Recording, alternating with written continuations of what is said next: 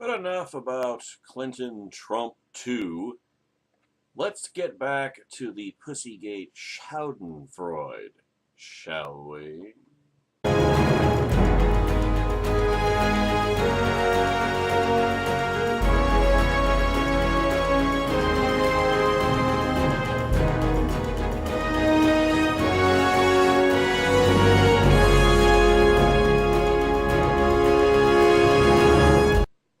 David Paetzel, a diarist at Red State, took the words right out of my mouth, or maybe unwittingly plagiarized me, but I don't hold hard feelings. That's why I'm sharing this with you. Now, you know it, ladies and gentlemen. I know it. Everybody with a brain knew it. What am I talking about? Just this, Trumplicans. Never Trump was right all along. Holler at ya boy. We warned, we argued, we debated, we shouted from the mountaintops to anyone who would listen. Trump is a fraud. Trump is a con man. Trump is a moral cripple. Trump is an ignorant bigot who would lose an election Republicans have every expectation to easily win. Trump is mentally unbalanced. Trump is unfit for the presidency. He would drag the rest of the party down with him, cost us majorities in Congress, state houses across the country, and several seats on the Supreme Court. Trump was the worst possible Republican nominee for president, and perhaps, there's no perhaps about it, the only candidate Hillary Clinton could defeat.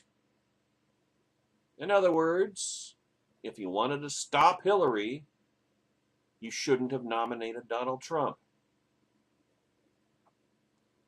But Trumplicans didn't believe us. Or they didn't care. And you're getting warmer with that one. They smeared good men like Ted Cruz, Marco Rubio, and Jeb Bush. Anyone who opposed Trump was a GOP shill, which is all the more hilarious given that those same people and the so-called GOP, GOP establishment, are now on the same side. And the establishment hasn't changed. They posted memes with Trump in a Nazi SS uniform grinning as his opponents die in concentration camp ovens. They called us, you talk about left-wing psychological projection, they called us cucks and race traitors. They accused us of being closet Hillary supporters, when the fact, more psychological projection. I'll reiterate that just so you Trumplicans don't make any mistake in your perceptions of what I'm saying. Supporting Trump is supporting Hillary. Opposing Trump opposes Hillary, especially if you're not voting for either one. Trump himself demeaned the office of the presidency before he came anywhere near it. He invented childish nicknames for his supporters. You know, Little Marco, Lion Ted, Crooked Hillary. At least that one's halfway accurate. But then so is he, so it kind of takes away the moral force from it. He mocked a handicapped reporter. He insulted prisoners of war. He encouraged violence at his rallies. He insinuated gun owners should exercise their Second Amendment, or would exercise their Second Amendment rights against Mrs. Clinton. He threatened reporters who reported not nice things about him, because it's all about his ego. He threw juvenile temper tantrums and late-night Twitter rants as recently as this weekend. He blustered, shouted, spat into microphones, and lied. Voluminously, promiscuously, compulsively. Trump tainted everyone who came near him as he ran for the most powerful position on earth with less preparation than most of us would put into buying a used car. Just a few short months ago, members of Never Trump were threatened and bullied at the Trumpvention. Trumplicans made death threats against their families. Classy. Delegates who opposed Trump were shut out by the Republican Party itself. You know, that same gope. And denied the opportunity to vote their conscience.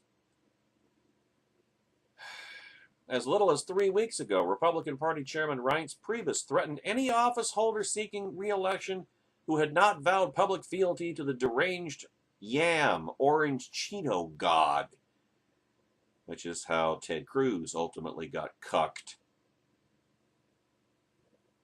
This past weekend, the bottom fell out of the Trump campaign. This, ladies and gentlemen, is an epic fail. And if you ever wanted to know what it would have been like if Bill Clinton had been a Republican and had somehow gotten elected, and then all this stuff came out about the fact that he was a sexual predator and a dirty old man, well, now you know, because anybody with an R after their name doesn't get away with anything, much less that much. It just doesn't happen. The R is more, in this context, is more powerful than the personality of Donald Trump. I mean, this is an epic fail, the likes of which is rarely seen, at least not on this level. The Republican, and this is a point I've been making over the weekend in more than one video, the Republican Party owns this disaster. Remember, you will never, ever get the Trump stink off the Republican Party after this, because the Democrats will make sure that is impossible. Trump will be attached to the Republican Party like a terminal stage 4 cancerous tumor. He will be the 21st century version of Herbert Hoover. And how long did Herbert Hoover curse the Republican Party at the national level? Third of a century. 36 years, to be precise. 36 years between winning presidential elections with the only exception was Dwight Eisenhower, but he was a special case, a special attraction. In terms of a standard run-of-the-mill machine Republican politician, Richard Nixon was the first Republican to win a presidential election since 1932 when Herbert Hoover lost to FDR. And even then, that was largely due to George Wallace pulling 14% of the vote away from Hubert Humphrey. If not for George Wallace, Hubert Humphrey wins in a landslide, and the drought would have continued. You beginning to get an idea of the magnitude of this disaster for the GOP? I mean, it redefines the moniker stupid party to a degree that is unfathomable. Even in historical hindsight, a century from now, it will be unfathomable.